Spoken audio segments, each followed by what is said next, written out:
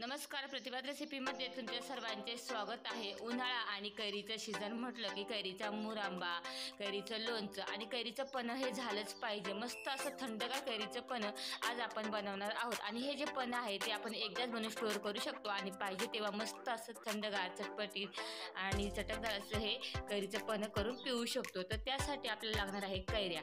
तर पाहू शकता ह्या मी 4 कैऱ्या घेतलेल्या आहेत आणि ह्या ऑलरेडी मी काय केलं आहे की धुवून घेतलेल्या आहे। कैरी आहे ही धुवून घ्यायची, कारण कैरी तोडल्यानंतर त्याला देठ आहे त्याला चिक असतो, त्यामुळे त्या स्वच्छ अशा धुवून घ्यायच्या।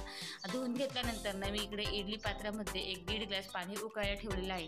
तर पाण्याला उकळी आली की काय करायचे, तर पाहू शकता पाण्याला उकळी आली की आता मी इडली पात्राचं भांडं ठेवले आणि त्याच्यावरती हे कैरी एक ठेवून देणार आहे आणि हे 15 मिनिटं काय करणार आहे, शिजवून घेणार आहे। किंवा तुम्ही कुकरला ठेवून कुकरच्या मिडियम गॅसवर 4 शिट्ट्या सुद्धा घेऊ शकता। तर हे 15 मिनिटं आपण शिजवून घेऊया। तर 15 मिनिटं झालेले आहे आणि पाहू शकता त्या कैऱ्या ज्या आहेत ना आपण बघा शिजवून घेतलेल्या आहे आणि मस्त असे शिजलेल्या आहे। आता आपण काय करूया की गॅस बंद करूया आणि हे थंड होण्यासाठी ठेवूयात। तोपर्यंत आपण अर्धा चमचा जिरे आणि अर्धा चमचा बडीशेप जी आहे ना ती छान अशी भाजून घेऊया, कारण कडक उन्हाळा आहे आणि बडीशेप आणि जिरे जे आहे ते शरीराला थंडावा देतात, त्यामुळे इथे आपण जिरे आणि बडीशेप छान असं भाजून घेतलेलं आहे। आता हे थंड होण्यासाठी ठेवूयात। तर चला, तर पाहू शकता आता आपण हे थंड होण्यासाठी ठेवल्या होत्या। याचा जो आहे ना आपल्या कैरीचा गर काढून घ्यायचे, त्यासाठी आपण शिजवून घेतलेला आहे आणि व्यवस्थित छान असं शिजलं गेलं की त्याचा गरही छान निघतो। तर चला आता ह्याचा पूर्णपणे आपण काय करूया की हा जो गर आहे आतला तो आपल्याला काढून घ्यायचा आहे। आणि कैरीचं पन्ह जेव्हा बनवतो तेव्हा कच्चीच कैरी हवी। आता ही कैरी थोडीशी जरा आंबट आहे, त्यामुळे इथे मला थोडी साखर जास्त वापरावी लागणार आहे। जर तुमची कैरी जास्त आंबट नसेल तर इथे तुम्ही कमी साखर सुद्धा वापरू शकता। तर सगळ्यात अगोदर आपण काय करूया की कैरीचं पन्ह बनवण्यासाठी याचा जो गर आहे ना तो पूर्णपणे काढून घेऊया। तर वरतून थंड झाली होती पण पोळी जी आहे ना ती गरम होती, त्यामुळे मी चमच्याच्या साहाय्याने बघा त्याचा जो गर आहे ना तो काढून घेतलेला आहे। तर याआधी आपण कैरीचा मुरांबा पाहिला होता आणि गेल्या वर्षी आपण कैरीचं लोणचं कसं बनवायचं हे सुद्धा पाहिलेलं होतं। तर या सर्वांची लिंक मी डिस्क्रिप्शन बॉक्समध्ये देईलच, तुम्ही नक्की पहा। तर सगळ्यात अगोदर चला आता आपण कैरीचा हा जो गर आहे ना तर तुम्ही असं चमच्याच्या साहाय्याने काढून घ्या। याआधी बघा आपण जुन्या पद्धत जर पाहिली गुळांबा बनायचा तर असंच आपण चुलीत वगैरे भाजायचं आणि मग त्याचा गर काढून त्याच्यात साखर किंवा गूळ मिक्स करून गुळांबा बनवायचं, ही जुनी पद्धत आहे। तर आता आपण काय करतो की किसून गुळांबा बनवतो। पण बघा कैरीचं जे पन्ह आहे ना अजूनही गावाकडे ही जी कैरी आहे ती चुलीत भाजली जाते आणि त्याचा हा गर काढला जातो। तर आता आपण कुकरला किंवा इडली पात्रामध्ये वाफवून काढू शकतो।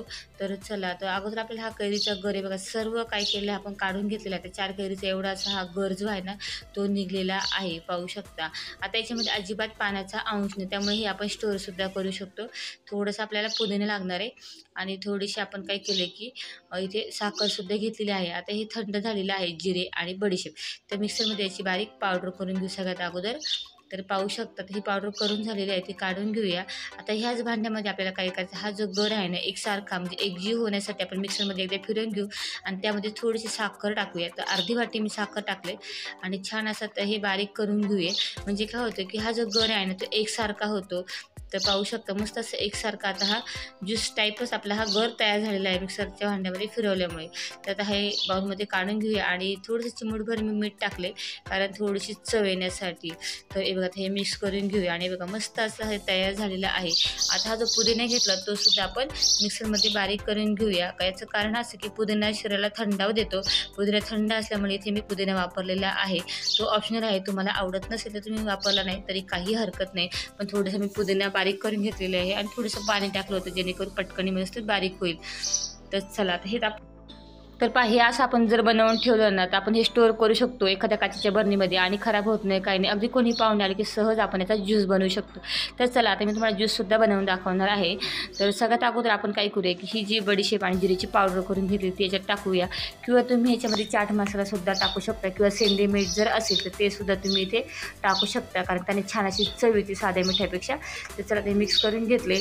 तर चला आता आपल्याला चाट मसालासुद्धा लागणार आहे। तर एका डिशमध्ये मी घेतले चाट मसाला काढून, जर तुमच्याकडे चाट मसाला नसेल तर तुम्ही सेंदे मीठ घ्या, त्यातमध्ये मिरची पावडर टाकून मिक्स करून घ्या आणि असं ग्लासला लावून घ्या, जेणेकरून काय होतं कैरीच्या पन्ह्याची जी चव आहे ना ती अजूनच छान होते आणि उन्हाळा म्हटलं की थोडंसं चटपटीत प्यायलाही छान लागतं।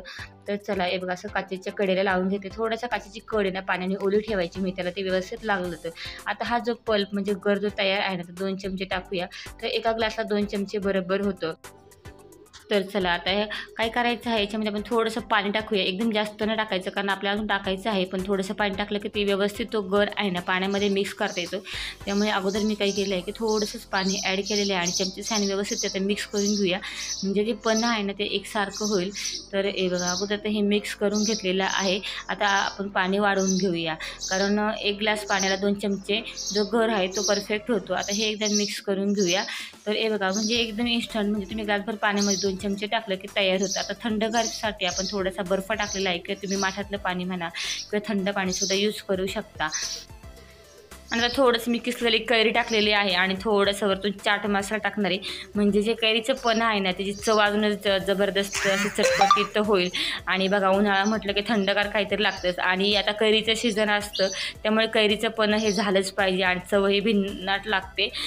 तर हे बघा मस्त असं हे कैरीचं पण आपलं तयार झालेलं आहे. आता हा जो गर उरलेला आहे तो एखादी काचेची बरणी घ्या आणि त्याच्यामध्ये तुम्ही स्टोअर करू शकता, आणि हा खराब होत नाही, काही नाही, कारण याच्यामध्ये पाण्याचा अंश अजिबात नाही आहे, त्यामुळे हा टिकतो पण. आता एखाद्या काचेच्या बरणीत आता मी स्टोअर करून ठेवणार आहे आणि फ्रीजमध्ये ठेवेल, म्हणजे अगदी कोणी पाहुणे आले की तुम्ही एका ग्लासमध्ये 2 चमचे टाकले की लगेच तयार होईल आणि काही टाकायची गरज लागत नाही, काही नाही, आणि झटपट होतो. आणि मेन म्हणजे चवही इतकी छान लागते ना की अगदी जबरदस्त लागते. तर कोणी कोणी हे कैरीचं पण पिलेलं आहे कमेंट करून नक्की सांगा. तर हे बघा आता मस्त असं हे आपलं कैरीचं पण बघा थंडगार असं तयार झालेलं आहे.